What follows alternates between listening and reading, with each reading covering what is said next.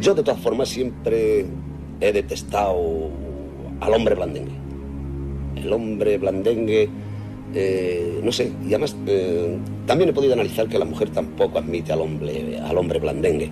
Además, la mujer es muy pícara, valga la palabra, el sentido de la palabra, porque, como bien en otras ocasiones he dicho, yo lo que más valoro en esta vida es la mujer.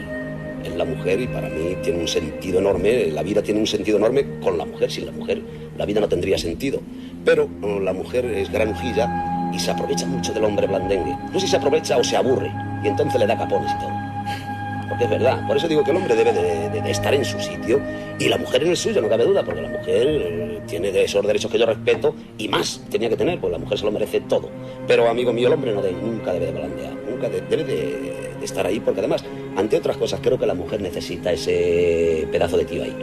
Y al hombre blandengue le detesto, ese hombre de la bolsa, de la compra y ¿qué te iba a decir? Yo, el carrito del niño con el coche y venga no sé qué.